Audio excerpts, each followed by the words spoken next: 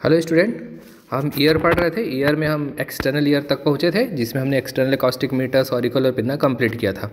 तो external ear का एक नया टॉपिक शुरू करते हैं, that is the tympanic membrane.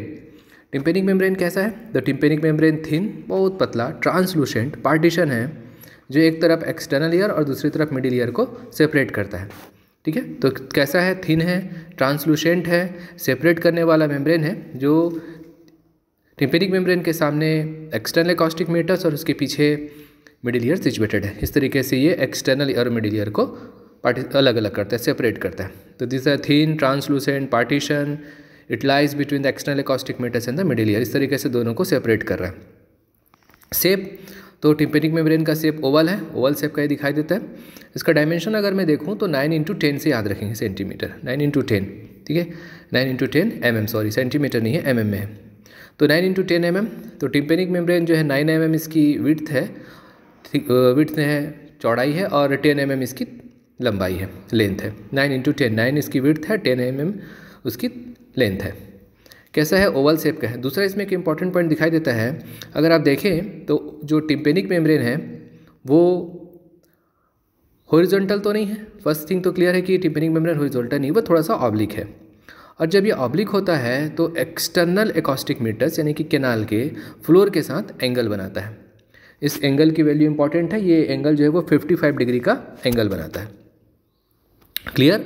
तो टिम्पेनिक मेम्ब्रेन ओवल शेप का है, टिम्पेनिक मेम्ब्रेन ऑब्लिकली सिचुएटेड है, और ये इस तरीके से सिचुएटेड होता है कि एक्सटर्नल एकॉस्टिक मीटर्स के फ्लोर के साथ 55 डिग्री का एंगल बनाता है। क्लियर? इंपॉर्टेंट है, 55 डिग्री को याद रखिएगा। It is placed obliquely at an angle of 55 degree with the floor of the meatus. कैसा है? फॉरवर्ड सामने की तरफ है, थोड़ा सा नीचे की तरफ है, डाउनवर्ड और बाहर की तरफ है।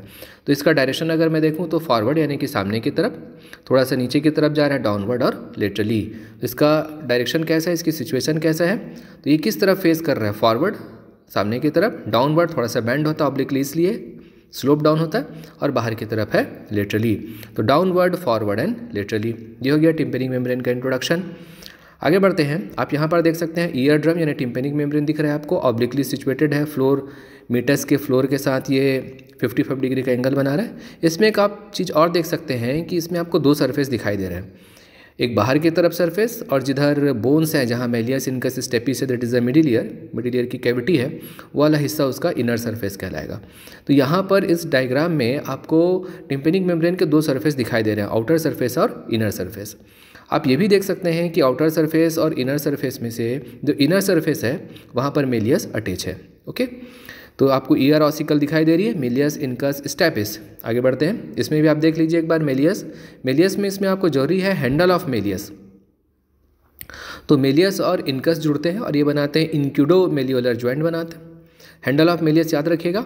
उसके बाद इनकस में आप लेंटिकुलर प्रोसेस देख रहे हैं, ये जाकर स्टेपिस के साथ जुड़ता है और इंक्यूडो स्टेपिडियल ज्वाइंट बना लेता है। ये कहलाता है ईयर ऑसिकल या ऑडिटरी ऑसिकल। 3 बोन है, मेलियस, इनकस और स्टेपिस। इसमें आप मेलियस ध्यान दीजिएगा और मेलियस का हैंडल ध्यान दीजिएगा। चलिए आगे बढ़ते हैं। The membrane has outer and inner surface. आप इसमें भी देख सकते हैं, आपको आउटर सरफेस दिखाई दे रहा है। अब इस डायग्राम में समझिएगा, आउटर सरफेस जिधर ईयर ड्रम लिखा है दैट इज आउटर सरफेस, और जहाँ मेलियस का हैंडल लगा है that is the inner surface. Okay, इसीलिए malleus of the handle important है। तो क्या देखते हैं कि मेम्ब्रेन में दो सरफेस है, outer surface and inner surface. Outer surface कैसा है? कॉनकेव है। देखिए आपको दिख रहा है क्या, ये वाले डायग्राम में देखिए, हाँ, आउटर सरफेस कैसा है? कॉनकेव है, और इसको स्किन जो है वो लाइन करके रखती है। बहुत पतली लेयर है जो स्किन, इसको क्यूटिकुलर लेयर में कहूँ, वो इसको क्या करती है? लाइन करके रखती है। तो आउटर सरफेस कैसा है? कॉनकेव। इसकी जो बल्जिंग है वो अंदर की तरफ है, धंसा हुआ है, इट मीन्स ये कैसा है? कॉनकेव है। The outer surface of membrane is line by the thin skin, cuticular layer of the skin से वो क्या होता है? उसको लाइन करता है और वो कॉनकेव होता है।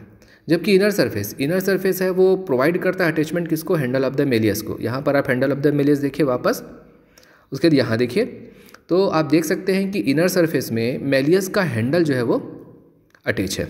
First point clear? Outer surface concave है, थिन स्किन का थिन लेयर उसको लाइन कर रहा है, जबकि इनर सरफेस कैसे है? कॉन्वेक्स है। ईयर सरफेस कैसा है? कॉन्वेक्स है, और जो इनर सरफेस है उसमें मेलियस का हैंडल उसके साथ अटैच हो रहा है। एक पॉइंट और इसमें इंपॉर्टेंट है कि जहाँ पर मेलियस का हैंडल इनर सरफेस से अटैच होता है वहाँ पर टिम्पेनिक मेम्ब्रेन के इनर सरफेस की कॉन्वेक्सिटी सबसे ज़्यादा होती है और उसे अम्बो कहा जाता है।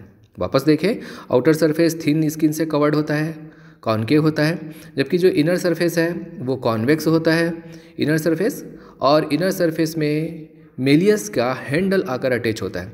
और जहाँ पर मेलियस का हैंडल इनर सरफेस में अटैच होता है तो टिम्पेनिक मेम्ब्रेन के उस पॉइंट पे उसकी कॉन्वेक्सिटी सबसे ज़्यादा होती है और उसे अम्बो कहा जाता है। हैंडल ऑफ द मेलियस, वापस देखते हैं, the inner surface provides attachment to the handle of malleus. Inner surface में मेलियस का हैंडल अटैच होता है और ये उसके सेंटर पे जाकर अटैच होता है। इनर सरफेस कॉन्वेक्स होता है, इसमें अम्बो को ध्यान दीजिएगा कि point of maximum convexity lies at the tip of the handle of the malleus is called the umbo. यहाँ देखते हैं एक बार इस डायग्राम में, देखिए आपको अम्बो दिख रहा है, हैंडल ऑफ मेलियस दिख रहा है।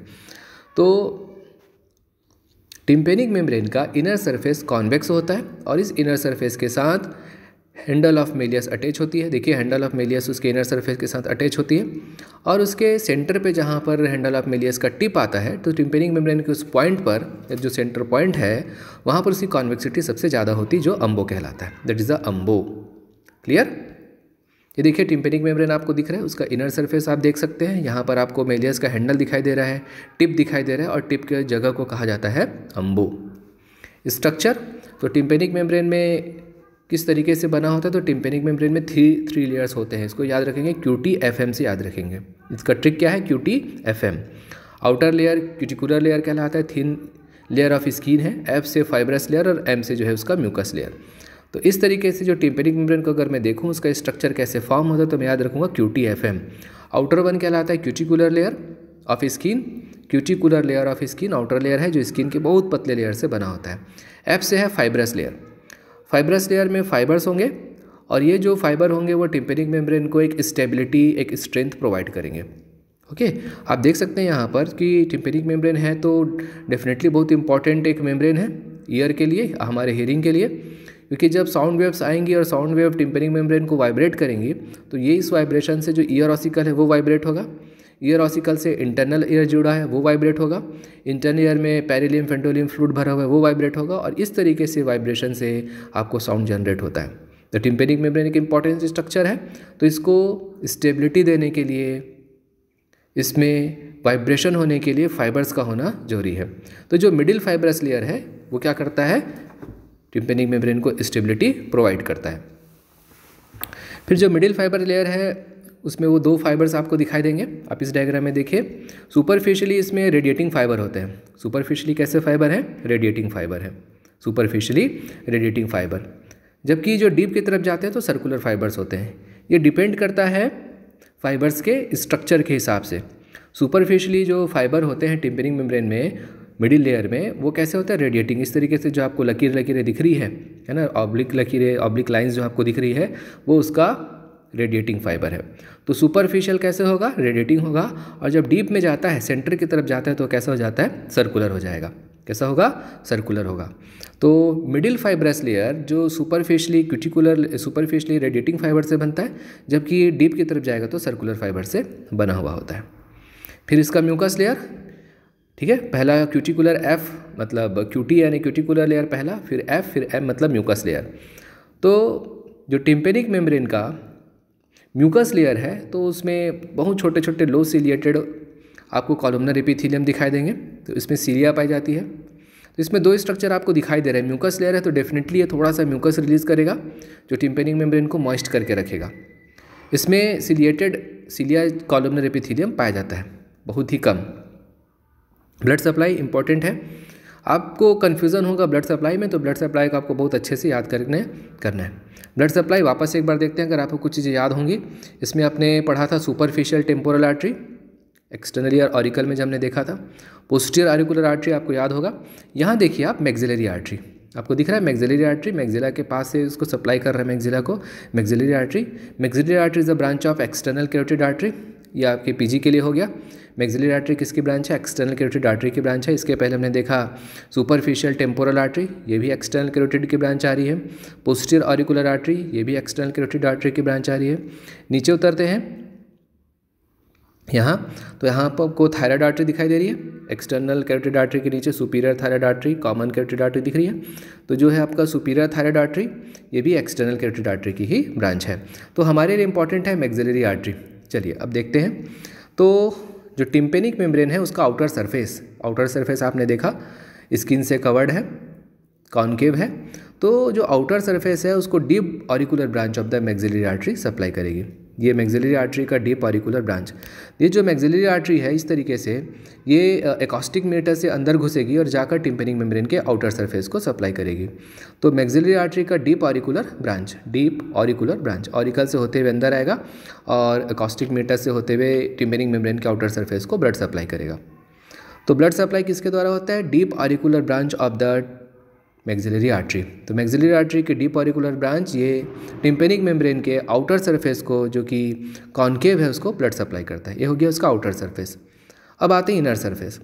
टिम्पेनिक मेम्ब्रेन के इनर सरफेस, वो सरफेस जिससे ईयर ऑसिकल कनेक्टेड है, वो सरफेस जो मिडिल ईयर की तरफ टिम्पेनिक कैविटी की तरफ जाती है, तो वो सरफेस क्या कहलाएगा? उसका इनर सरफेस। तो इनर सरफेस को कौन सप्लाई करता है? मैक्सिलरी आर्टरी का एंटीरियर टिम्पेनिक ब्रांच। वापस मैक्सिलरी आर्टरी आपने देखा, तो मैक्सिलरी आर्टरी का एंटीरियर टिम्पेनिक ब्रांच जाएगा और आकर ये टिम्पेनिक मेम्ब्रेन के इनर सरफेस को सप्लाई करेगा। तो फर्स्ट क्या हो गया? मैक्सिलरी आर्टरी और the anterior tympanic branch of the maxillary artery का एंटीरियर टिम्पेनिक ब्रांच। जबकि एक और दूसरी ब्रांच है पोस्टीरियर ऑरिकुलर आर्टरी, हमने देखा था।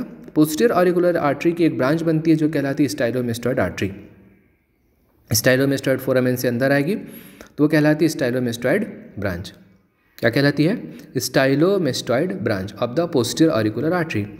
इसमें देखते हैं डायग्राम में, यहाँ देखिए पोस्टीरियर ऑरिकुलर आर्टरी आपको दिख रही है। ये पोस्टीरियर ऑरिकुलर आर्टरी स्टाइलोमेस्टॉइड फोरामेन से अंदर घुसती है और जब ये अंदर जाती है तो कहला लेती है क्या? Stylomastoid artery. तो पोस्टीरियर ऑरिकुलर आर्टरी की branch that is a stylomastoid artery, इस स्टाइलोमेस्टॉइड आर्टरी की एक और ब्रांच निकलती है जो कहलाती है पोस्टीरियर टिम्पेनिक ब्रांच। क्या कहलाती है? Posterior tympanic branch. ये पोस्टीरियर टिम्पेनिक ब्रांच भी क्या करती है? टिम्पेनिक मेम्ब्रेन के इनर सरफेस को सप्लाई करती है। तो आपको यहाँ पर इनर सरफेस में दो आर्टरी मिल रही है, एंटीरियर टिम्पेनिक ब्रांच और एक है posterior tympanic branch. Inner surface, tympanic membrane का inner surface that is convex है, जहाँ पर आपने देखा था हैंडल ऑफ मेलियस अटैच है। अम्बो के बारे में पढ़ा, कॉन्वेक्स है जहाँ पर कॉन्वेक्सिटी सबसे ज़्यादा होती है, दैट इज़ अम्बो। तो जो इसका इनर सरफेस है उसको दो ब्रांच सप्लाई कर रही है, एक है एंटीरियर ब्रांच और एक है पोस्टीरियर ब्रांच। एंटीरियर ब्रांच कहाँ से आ रहा है? तो मैक्सिलरी आर्टरी का anterior tympanic branch maxillary artery की ब्रांच है। तो मैक्सिलरी आर्टरी की एंटीरियर टिम्पेनिक ब्रांच हो गई पहला। दूसरा पोस्टीरियर ब्रांच कैसे आएगा? तो पोस्टीरियर ऑरिकुलर आर्टरी स्टाइलोमेस्टॉइड फोरामेन में जाएगी, फोरामेन से होते हुए एक नई ब्रांच बनाएगी जो कहलाएगी पोस्टीरियर टिम्पेनिक ब्रांच। और ये पोस्टीरियर टिम्पेनिक ब्रांच सप्लाई करेगी किसको? इनर सरफेस को। इस तरीके से टिम्पेनिक मेम्ब्रेन की ब्लड सप्लाई को दो हिस्सों में बांटकर पढ़ा जा सकता है, आउटर सरफेस और इनर सरफेस। आउटर सरफेस को मैक्सिलरी आर्टरी का डीप ऑरिकुलर ब्रांच सप्लाई करता है, जबकि इनर सरफेस में दो ब्रांच आ रही है, anterior branch and posterior branch. Anterior branch कहाँ से आती है? तो मैक्सिलरी आर्टरी की ब्रांच है जो कहलाती है एंटीरियर टिम्पेनिक ब्रांच, ये सप्लाई करेगी। वहीं पोस्टीरियर ऑरिकुलर आर्टरी स्टाइलोमेस्टॉइड फोरामेन में जाएगी तो स्टाइलोमेस्टॉइड आर्टरी कहलाती है। इसका पोस्टीरियर टिम्पेनिक ब्रांच भी क्या करता है? टिम्पेनिक मेम्ब्रेन के इनर सरफेस को ब्लड सप्लाई करता है। आपको आर्टरी समझ में आनी चाहिए, है ना? आपको धीरे धीरे याद होगा, एक बार पढ़ेंगे तो याद नहीं होगा, मैक्सिलरी आर्टरी बस याद होगा। फिर आप धीरे धीरे डायग्राम को देखते जाइए, आर्टरीज को समझते जाइए, उसकी पोजीशन को समझते जाइए। तो स्ट्रक्चर अगर आपको याद होते जाएगा डायग्राम से तो आपको वो चीज़ें याद होनी शुरू हो जाएगी। वेनस ड्रेनेज, तो वेन्स जो है इसमें अगर हम देखें तो टिम्पेनिक मेम्ब्रेन का जो वेन है वो ड्रेन करेगा किसमें? एक्सटर्नल जुगुलर वेन में ड्रेन करता है। फिर मिडिल ईयर बहुत इंपॉर्टेंट है। मिडिल ईयर का इंट्रोडक्शन देखते हैं कि मिडिल ईयर को टिम्पेनिक कैविटी या टिम्पेनम भी कहा जाता है। मिडिल ईयर एक कैविटी के फॉर्म में है। इस तरीके से आप देखेंगे मिडिल ईयर, तो मिडिल ईयर को टिम्पेनिक कैविटी या टिम्पेनम भी कहा जाता है। मिडिल ईयर क्या है? तो middle ear is a narrow air filled space. Middle ear क्या है? नैरो एयर फिल्ड स्पेस है जो कहाँ सिचुएटेड है? पेट्रस part of the temporal bone between external ear and the internal ear. पेट्रस part of the temporal bone between external ear and internal ear. First slide आप diagram से समझिए। अब देखिए middle ear, तो मिडिल ईयर कहाँ पर है? टिम्पेनिक कैविटी के पीछे। मिडिल ईयर कहाँ है? टिम्पेनिक कैविटी के पीछे। तो मिडिल ईयर को क्या कहा जाता है? टिम्पेनिक कैविटी या टिम्पेनम कहा जाता है। टिम्पेनिक कैविटी के, टिम्पेनिक मेम्ब्रेन के पीछे वाली cavity, that is the tympanic cavity या tympanum. The middle ear is also known as tympanic cavity और टिम्पेनम। ये एक एयर फिल्ड स्पेस है, खाली जगह है, एयर फिल्ड स्पेस है। अब यहाँ पर देखिए टेम्पोरल बोन, तो हमें पता है कि ईयर के ऊपर में टेम्पोरल बोन है। तो हमने देखा था यहाँ पर tympanic plate of temporal bone, जहाँ पर एक्सटर्नल एकॉस्टिक मीटर्स है, उसमें टेम्पोरल बोन का वो हिस्सा टिम्पेनिक प्लेट कहलाएगा क्योंकि टिम्पेनिक मेम्ब्रेन के साथ सिचुएटेड है। तो टिम्पेनिक मेम्ब्रेन के पीछे वाला हिस्सा वो कहलाएगा पेट्रस part of the temporal bone. तो मैं ऐसे कहूँ टेम्पोरल बोन ही है, एक ही बोन है टेम्पोरल बोन। तो टिम्पेनिक मेम्ब्रेन के सामने वो उसका कहलाता है tympanic plate of temporal bone, और टिम्पेनिक मेम्ब्रेन के पीछे कहलाता है पेट्रस part of the temporal bone. Okay, तो मिडिल ईयर क्या है? नैरो एयर फिल्ड स्पेस है जो कि टेम्पोरल बोन के पेट्रस पार्ट में सिचुएटेड है। अब किसके बीच में सिचुएटेड है?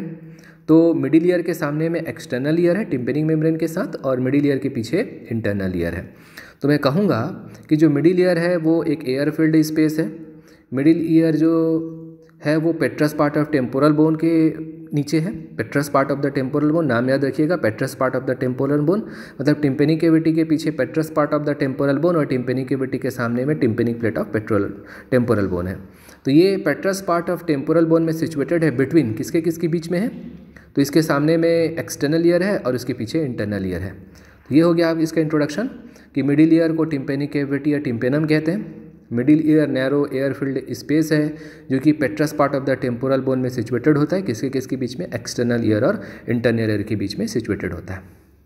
Shape and size, shape like a cube के जैसा दिखाई देता है। लेटरल वॉल और मीडियल वॉल लार्ज होते हैं but the other walls are narrow because the cube is compressed from side to side. अगर हम इसमें देखेंगे तो इसमें जो लेटरल वॉल और मीडियल वॉल अभी और हम डिटेल से पढ़ेंगे। तो अगर इसका मैं शेप देखता हूँ तो क्यूब लाइक है। लेटरल वॉल और मीडियल वॉल लार्ज होते हैं, बाकी वॉल जो है वो छोटे होते हैं कि कंप्रेस्ड है, साइड बाय साइड जो है वो कंप्रेस्ड होता है, दिखाई देता है। Its vertical and anteroposterior diameters are both about 15 mm। तो इसका वर्टिकल डायमीटर या एंट्रोपोस्टेरियर डायमीटर दोनों कितने होते हैं? 15 mm होते हैं। वर्टिकल डायमीटर मैं लॉन्गिट्यूडनल लूँगा, एंट्रोपोस्टेरियर डायमीटर अगर मैं टिम्पेनिक मेम्ब्रेन से पीछे इंटरनल ईयर तक लूँगा तो मुझे इसका डायमीटर कितना मिलता है? 15 mm। When seen in coronal section the cavity of the middle is biconcave. अगर कोरोनल सेक्शन लिया जाए तो मिडिल ईयर की कैविटी कैसी दिखाई देती है? बाइकॉनकेव दिखाई देती है।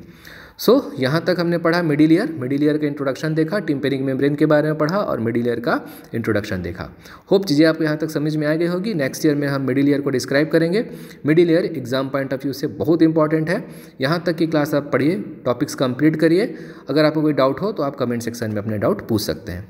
Okay, so it's all about the tympanic membrane and the introduction of middle ear. Okay, thank you very much.